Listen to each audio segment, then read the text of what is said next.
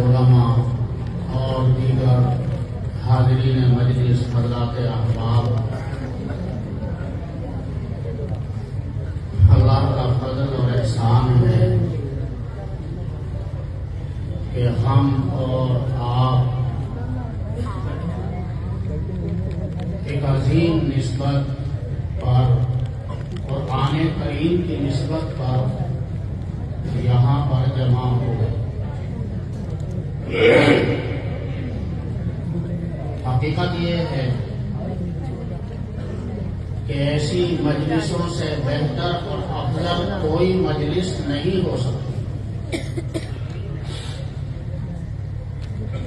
اس امت کے پاس جو سب سے عظیم سرمایہ ہے، جو دنیا اور آخرت کی فلاح و کامیابی کا ضامن ہے، وہ اللہ کا پاک کلام ہے، قرآن کریم ہے۔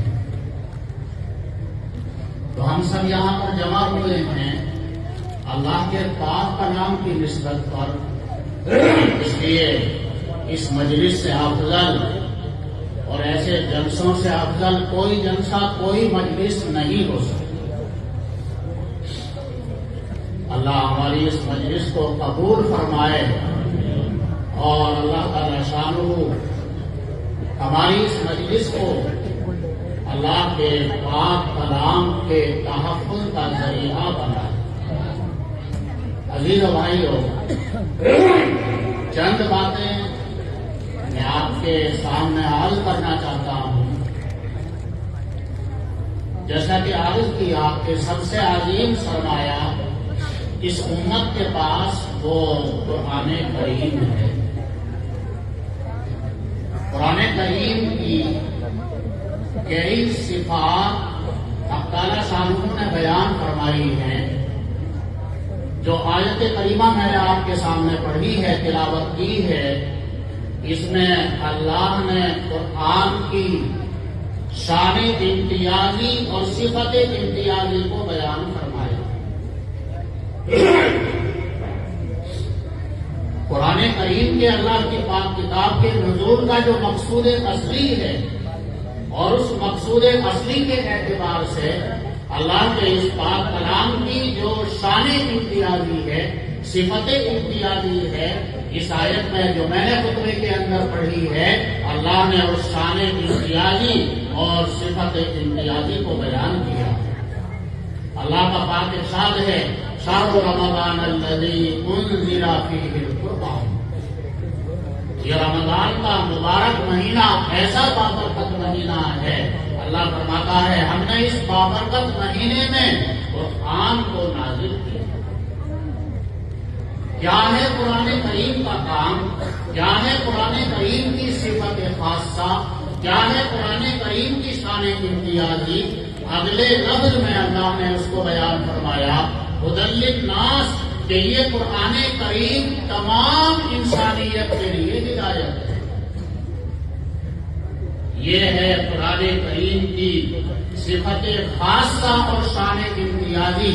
اللہ نے قرآن کریم کی اور بھی صفات دیگر آیات کے اندر بیان فرمائی ہیں۔ ایک جگہ فرمایا ہے اس پاک کلام کے لیے ہدی للمتقین، یہ کتاب ہدایت ہے ایمان والوں کے لیے، تقوی والوں کے لیے۔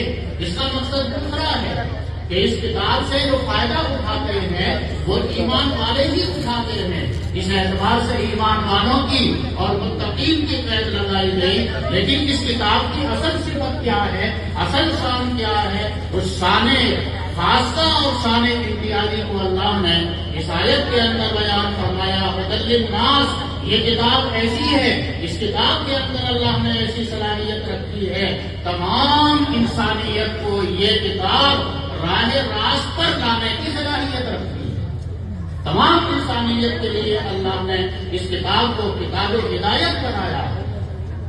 جس طرح سے میں اس کی ذرا سی وضاحت کرتا ہوں، جس طرح سے سورج نکلتا ہے تمام لوگوں کے فائدے کے لیے نکلتا ہے، چاند نکلتا ہے تمام لوگوں کے فائدے کے لیے نکلتا ہے، دریا بہتا ہے تمام لوگوں کے فائدے کے لیے بہتا ہے۔ یہ الگ بات ہے کہ کوئی بہنے والے دریا سے فائدہ اٹھائے اور کوئی بہنے والے دریا سے اللہ کی اس نعمت سے محروم رہے، فائدہ نہ اٹھائے، یہ اپنا اپنا انتخاب ہے۔ ورنہ سورج سب کے فائدے اور نفع کے لیے نکلتا ہے، چاند سب کے نفع کے لیے نکلتا ہے، دریا سب کے فائدے کے لیے بہتا ہے۔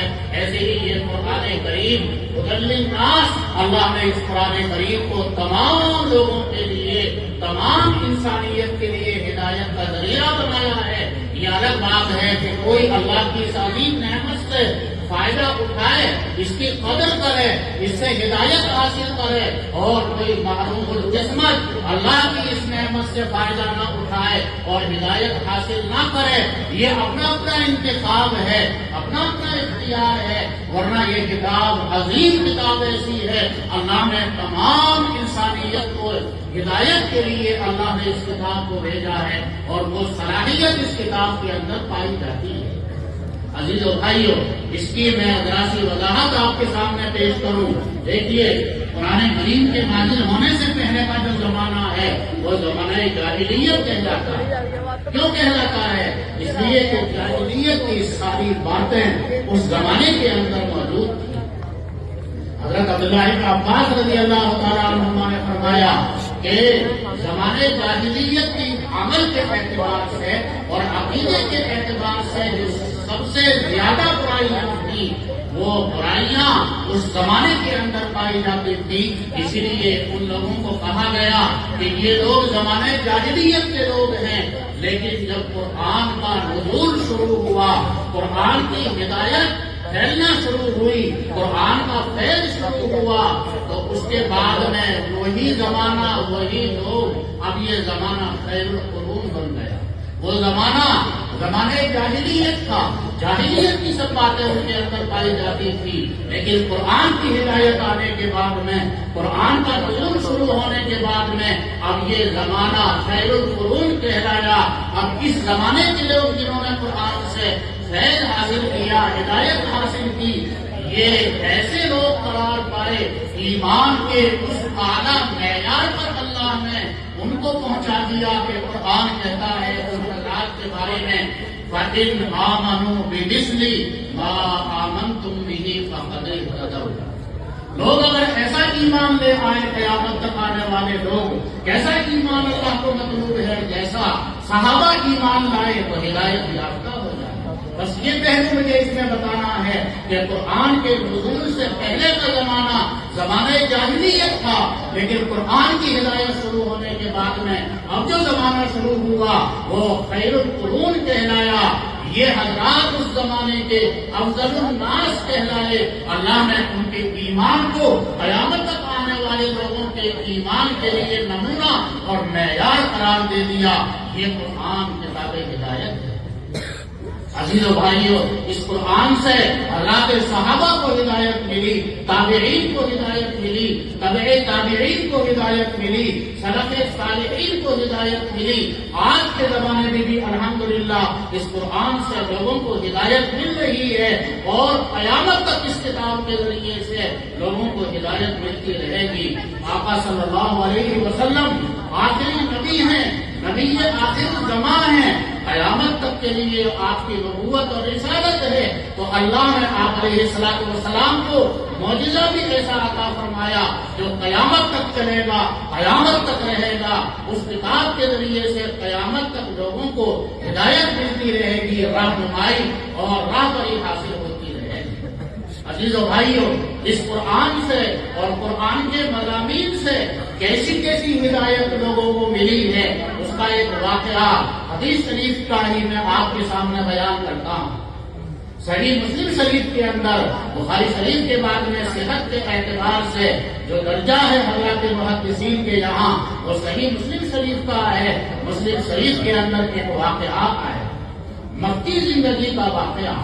مکی زندگی آپ حضرات جانتے ہیں کہ ہجرت سے پہلے کے جو حالات ہیں اور جو زمانہ ہے، وہ زمانہ ایسا ہے کہ حضور اکرم صلی اللہ علیہ وسلم اور آپ کے ساتھ جو مٹھی بھر صحابہ ایمان کی محنت کے اندر داخل ہو گئے تھے، انہیں ایذائیں پہنچائی گئی،